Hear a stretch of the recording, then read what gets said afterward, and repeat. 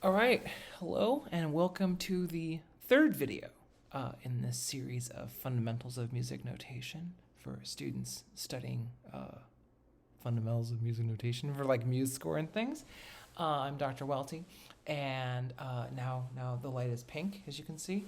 And today, on this video, we're going to be talking about subdivisions.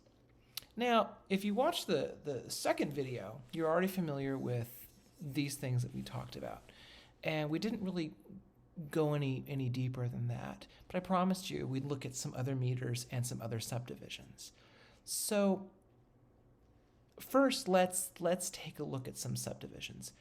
I'm actually going to take a moment and just reorganize the symbols on this page, and I think you'll see, you'll be able to anticipate the pattern at a certain point. So give me 1 second here. Okay, so I've done my best to draw this here in free form.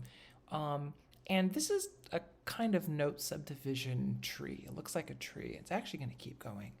But I just took the elements that were already on our page, which are, I'm going to refresh our memory, the whole note, the half note, and the quarter note. Again, a reminder, it doesn't matter if the stems are going up or down. In this case, they're all going up. But this illustration shows how they are split into smaller groups. So remember that the whole note in our system is traditionally thought as housing four beats, right? And then you split it in two, and then you get two half notes, each worth two. And then each one of those half notes, which is worth two, is split in two, and then we get these quarter notes. So this is another way to see the division, but we already knew that from last time. What if we keep splitting them? Well, can you anticipate, if you're brand new at this and you've never heard these terms, can you anticipate what the next note will be called? You can pause the video if you'd like to think about it. A reminder, we have whole notes, half notes, quarter notes. If we divide that quarter in half again, we get an eighth note. So each one of these is going to divide into an eighth note. So what I'm going to do is, on my computer here, I'm going to draw some eighth notes. I'm going to do my best to represent these on the free form.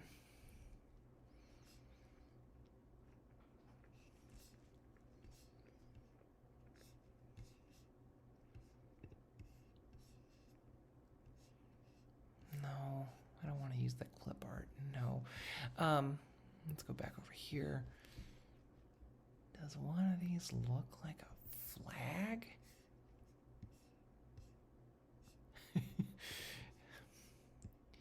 I don't know. I'm just going to draw it with my hands. Anyway, so we're going to have these. Bump, bump. And then, I could just do it like that. Of course. We'll do it live. Okay. I'm going to do my best to spread these out a way that looks even as much as I can.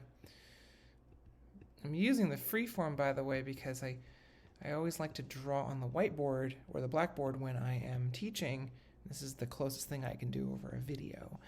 And so what I'm going to do is I'm going to represent for us, for those who are complete neophytes at this thing. All these are just quarter notes right now. These first two, I'm going to represent them as if they were two separate eighth notes, because eighth notes get something a little different. They get, do my best to draw this, they get like a little flag on the side of them. They get like a little flag that hangs off. That one's better. I like that one a lot better. And that's if they're separate, like one at a time. If there are two next to each other in music, we're going to beam them. What does that look like? Well, it means that we're going to draw a line that connects them. Let me put this between, ta-da! They're beamed. Those mean just that there are two eighth notes together and their flags are connected. That's all that means. It doesn't change how we would perform them. Fun fact, a lot of the times vocal singing literature, they'll write eighth notes like this with the flags. And then instrumental literature, they'll tend to write with the beams. Can you imagine why that would be the case? Well, think about it with vocal literature. You're going to have to represent the syllables themselves that the singer has to sing. And so sometimes it's easier in the notation to put the eighth notes with the flags over each syllable so that the rhythm becomes very clear. I've seen it the other way too, but it's a thing that tends to happen. So if you're in this class and you're thinking about writing a piece for voice, keep that in mind, that is kind of a notational nicety to do. Okay, so I'm gonna need to take a sip of this tea. Oh yeah. Okay, so let us then duplicate these and let's beam them all. Ta-da! Ta-da! Ta-da! Okay, great. So now we have our tree, right? This is, I bet you've guessed this is going to become increasingly tedious to continue to draw. So I'm not going to draw them all along the bottom. I'm just going to draw off to one side. So you can use your imagination to imagine what they look like. So I need the lines that connect them. Of course I do. Line, line, line. But you knew that already. I think you deduced that. Line. Sometimes I do better with the spatial planning of this anyway. So, okay, cool. What if we split the eighth note further? And by the way, this is a little bit like music theory land right now. We're gonna apply some of these and make some rhythms, and you'll kind of see how these play together. So if we divide the eighth notes in half, what do you think we get? Well, we had whole notes. We had half notes, 1/2. You could think about it as 1/2. Quarter notes, you could think about it as 1/4. Eighth notes, 1/8. You see the pattern here. It's going to be 1/16. And so, 16th notes, they're going to look similar. Watch me try and draw this. Now, can you guess how many flags do you think the 16th note will have? Eighth note had 1. It's going to have 2. So I'm going to do my best to draw those. Flag number 1, flag number 2. You have to believe me. You have to believe me. That's what it is. Flag number 1, flag number 2, as if they were separate. When we get to the notational software, they're going to look much neater than that, but that's the idea.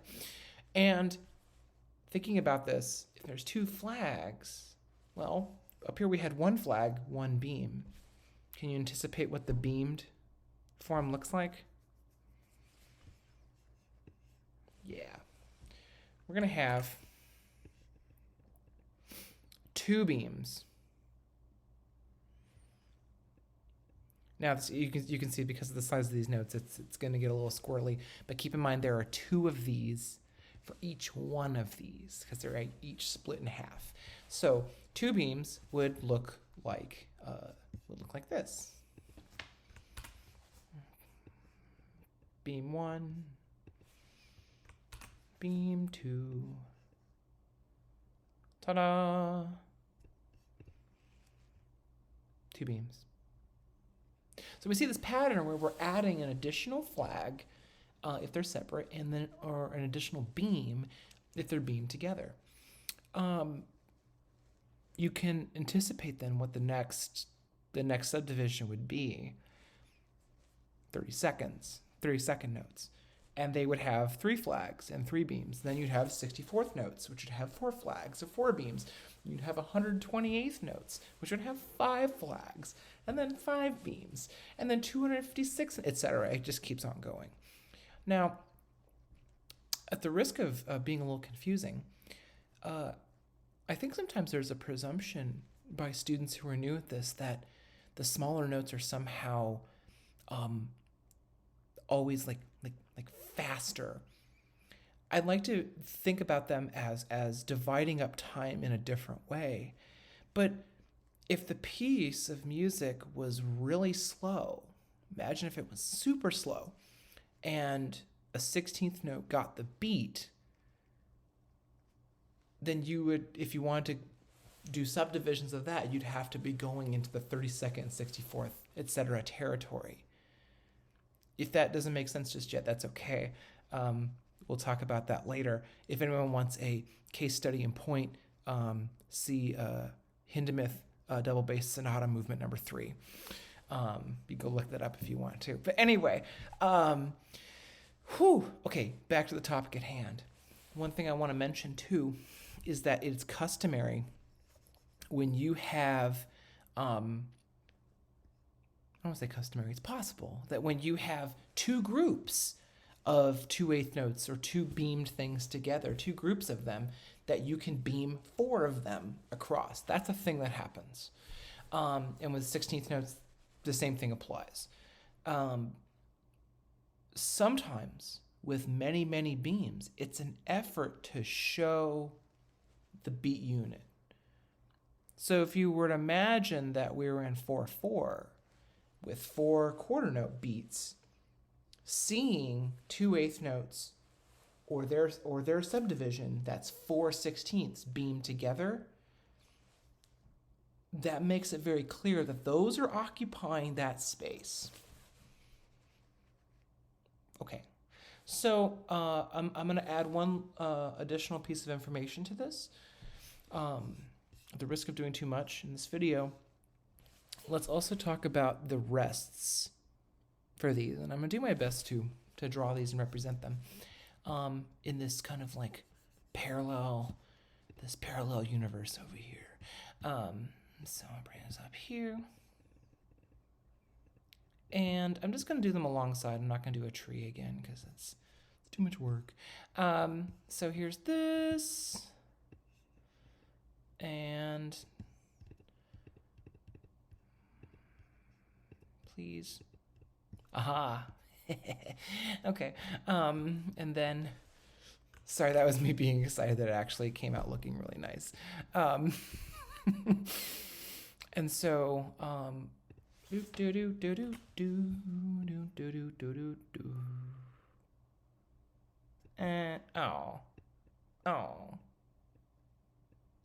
probably just leave this whole section in the video. I'm struggling to draw these things. And then for the quarter note, I'm not going to try and draw it and embarrass myself. I'm going to do this instead, where I'm going to create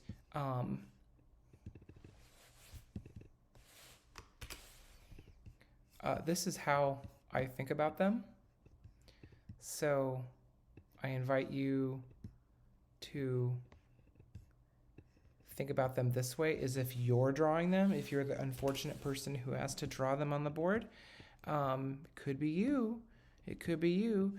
I tend to think about them as looking a little bit like that. This font isn't perfect for it, but they end up looking a little bit like a Z and a C. If I attempt to draw it with my hands, we're going to go over here, my hands, and I do Z, C. You can see what I'm getting at. If I move over. Yeah, I see it. I see it. Do you see it? Okay, anyway, that's a quarter rest. Now, let me reiterate. Up here, the whole rest. The way you can remember it is it's imagine it looks like ground, right? It looks like the horizon, and that black square is like a hole in the ground. And it's a little guy's gonna fall into it or something. It's a whole rest, right? This one, half rest, looks like a hat. Looks like a hat. Cheesy ways to memorize this. Nothing else looks like the quarter rest. It's a quarter rest. Eighth rest. Now, remember, one of the differences we had here between the quarter note and the eighth note was we started getting into the thing with the flags, right? And so we're going to have a similar kind of, sort of flag system for the eighth rest. And so if I attempt to draw it over here, let's see, circle, boop, up. I did it. That's pretty close. Okay, well, that's an eighth rest. Now, the thing I said about the flags will make more sense here in a second. If I go down here, this is the row with the 16th notes. I'm going to go boop, boop. Aha, it has two of those, boop, boop. It has two of those guys there, and that is the 16th rest. There's no way to bar these things. No one really bars these things. They will sometimes combine them. So if you have like two quarter rests, sometimes they'll write a half rest in their place.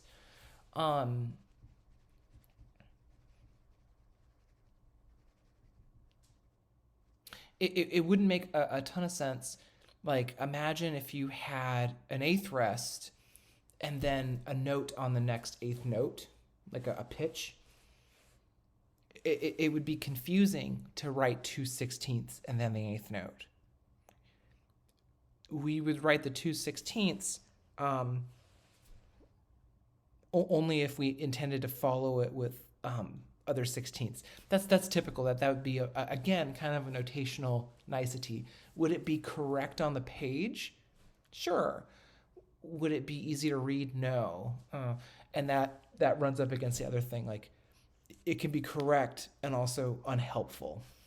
That's possible. Okay, anyway, more on that as we go.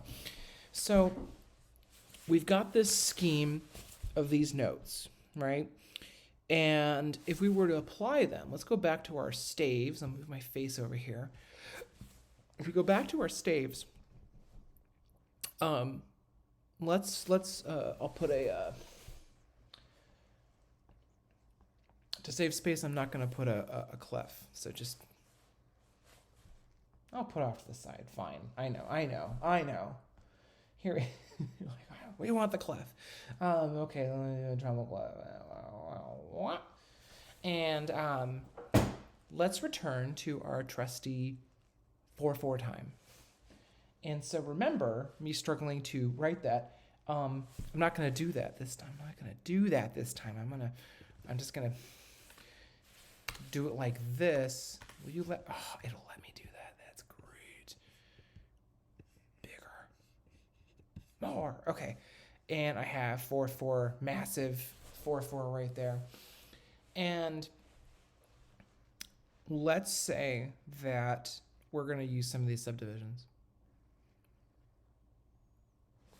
Let's have, I'm going to put a quarter note right here. I'll put it like there, right there. So the stem is going the right way. Technically, this isn't really part of this lesson, but technically, when you're at the center line, you want the stem to go down from the upper line and up. But okay, sure. So quarter note, and then what I'm going to do is I'm actually going to think about it this way. I got 4 quarter notes. They're just going doot, doot, doot, doot. There it is. Ta, ta, ta, ta. And I want to, I don't know, be a little more interesting and make some subdivisions. What I'm going to do is I'm going to split one of them. And let's imagination. I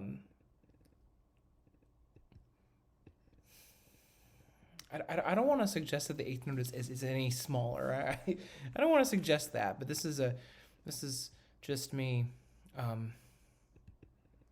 using a new medium of instruction that I'm not used to using. But you all in this digital sphere are my guinea pigs.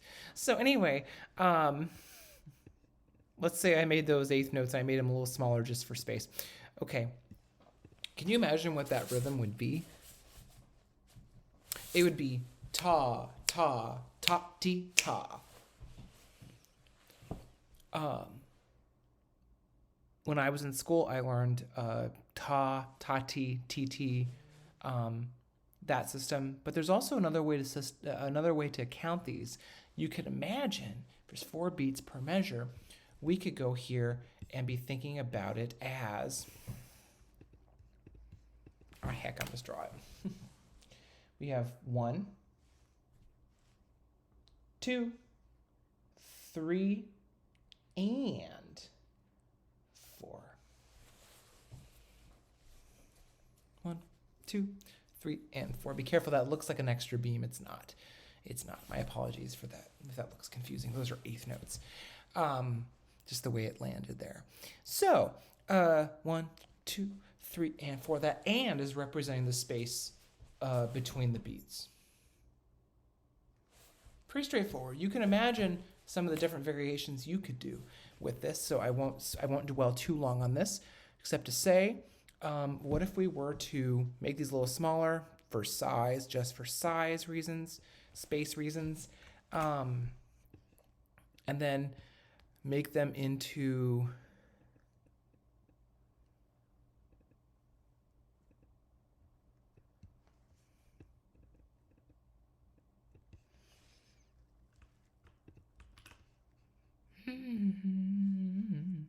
yes, that's what I want. Yes. Yes. Okay, just to be clear, I have 2 beams on those. Now there's 16ths. Now this counting, well, it's still true that the and is there, but because those 2 eighth notes have been divided into 2 notes themselves, the and is actually this 3rd 16th note. The and is still there. But we're going to add some stuff between these. So if I go over here, I'm going to erase my and I need to put something new in there. I'm going to try my best to fit this. 3 E and 3 E and So we have 1, 2, 3 E and 4. Da, ba, ba, ba, ba, ba, ba.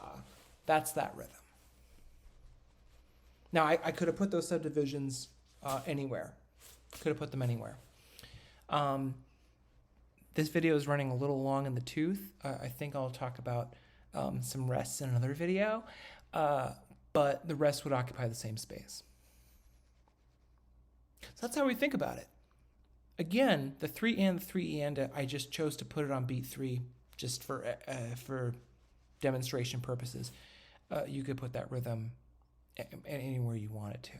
So, great. Now, the other part of this video, which is running much longer than I thought it would, is to talk about meters and how meters play into these things. This is the important part. So, let's just use. Hey, we got all this space down here. Look at that. Let's use this. And when I go down here, I'm going to just draw another clef. Why not? Bah, bah, bah. There's my clef. Now, we talked about 3/4 in that other video. That was fine. Let's talk about some other meters, because I think that 2/4, 3/4, and 4/4, we have enough resources to understand how those are basically functioning. Remember what I said from the last video? With the time signature, on top is how many? How many? And on the bottom is what kind? Okay, so what if I have a time signature that is 6/8? What does that mean? Well, it means I'm gonna state something very obvious. There are 6 eighth notes in the measure. But wait a minute. Those of you keeping count would recall that 3/4 is 3/4 notes. Well, if you subdivide 3/4 notes, you get 6/8 notes. So what's the difference between 3/4 and 6/8? Some people would say that they're equivalent, but that's not true at all. Not even a little bit. No. Now, you might be thinking in math class, if these were fractions, that it would be reducible. That's not what this is. So let me explain. So when we have, there's a bug in front of me. When we have, let's see if I clone this and bring it down here. Hope I'm not being too loud. It's pretty late when I'm recording this. I have 3, I have 4. I'll keep my voice down. I get excited when I talk about this stuff. So I'm going to draw the 1/8 notes for each one of these subdivisions. And for the 3/4, that means that I'm going to bring down, I'll just draw those beams again. Come on down. Come on down. And I need the beam. Thank you for being patient while I draw things. Okay. And then, hey, look, there's our 6/8 notes. The beaming is very important in this example. The beaming is showing us, I'm going to state the obvious again, that we have 3 groups of 2. Now, dear watcher, dear student, you would not know that necessarily from 3/4 indicating that to you. Not necessarily, but we're going to treat that as one of those things about 3/4 or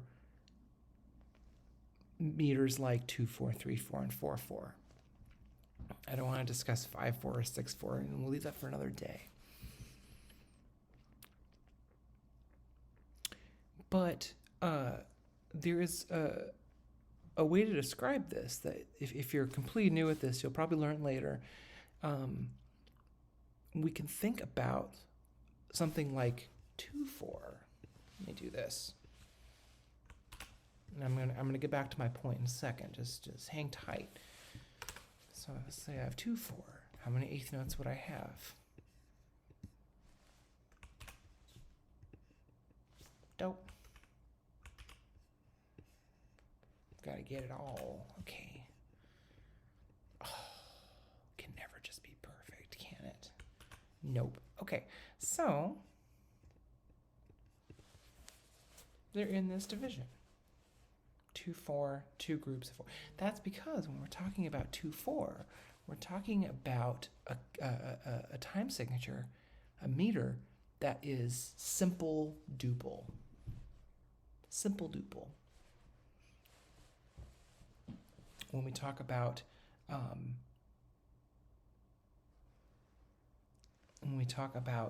4/4, we're still in this kind of simple quadruple.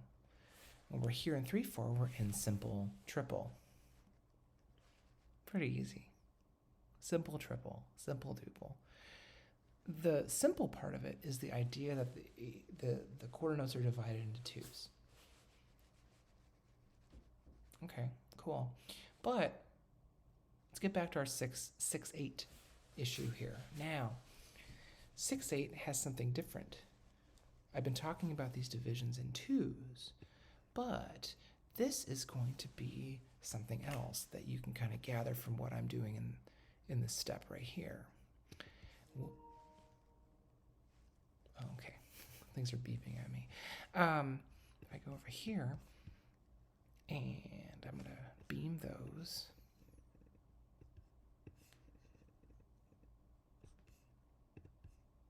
And I have to do that again. And we're going to run out of space here, but we will rebuild. We will survive. Put this here. Do it again.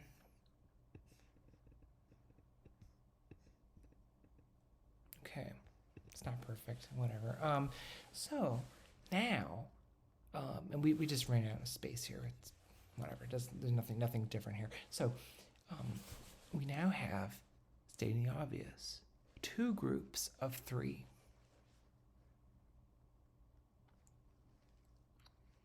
That might not seem like a big deal from the outset, and I'll clap and sing these rhythms, speak these rhythms in just a second, so you can hear what the difference really is. But we would call this situation, 6/8, compound duple.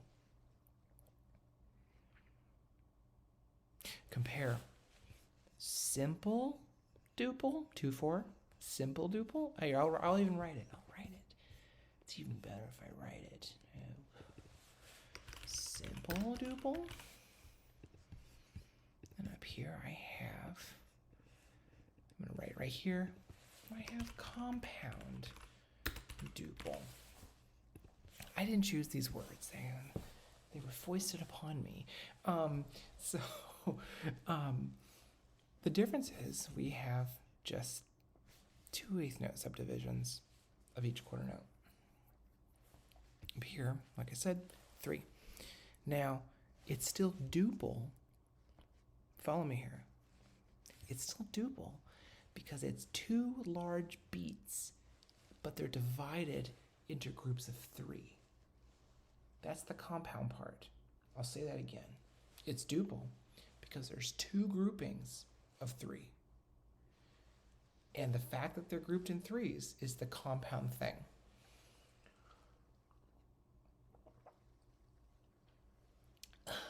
Could you anticipate what compound triple is? It would still be compound, that is groups of 3, but 3 groups of 3, therefore 9/8. Okay, so how are these different? Well, I'm thinking in 3/4.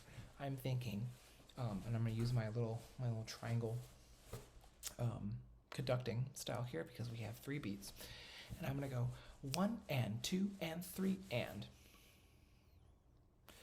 Just feel that. I'm going to keep looping it. Excuse me. 1 and 2 and 3 and 1 and 2 and 3 and 1, 2, 3, 1, 2. Again, 1 and 2 and 3 and. So, forgive me. It fits pretty squarely, even though it's still kind of waltzy in 3. But if I do 6/8, I'm a duple, so there's 2 beats. I'm just going down, up. I'm going 1 and 2 and 1 and 2 and 1 and 2 and. Let me write this. Do you feel when I was just doing that? 1 and 2 and 1 and 2 and. It has this kind of rolling, rollicking kind of feel to it. And so we're thinking about a lot of styles use this. I don't want to name them right now because I don't want to just to think exclusively about it. But next time you're listening to music or making music, ask yourself, is what I'm feeling underneath the pulse divisible by 3? If you're in jazz land, jazz and blues land, even like old R&B, we have this which is the basis of like a shuffle beat. That's that same kind of compound subdivision. That would be different from simple. I hope you like my air drumming. That would be compound. So that's the difference. I hope that I've explained it in a way that's thorough and helpful. I promised you I'd write them. Not like that. I'm gonna do it like this. So that if we were to speak them, we would have 1 and 2 and 3 and. If I go back up here, then these ones would be spoken 1 and 2 and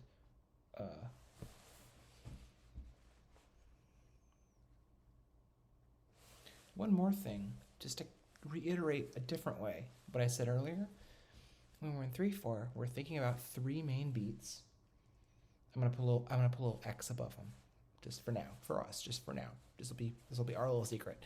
I'm gonna put a little X. That's the beat. That's the beat. That's the beat. That's our 3/4. In the 6/8, this is the beat, and this is the beat.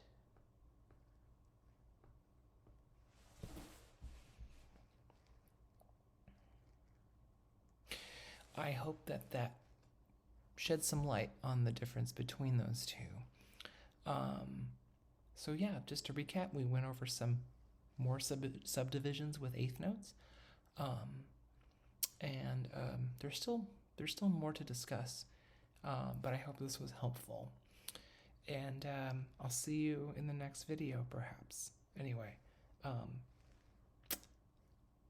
so long.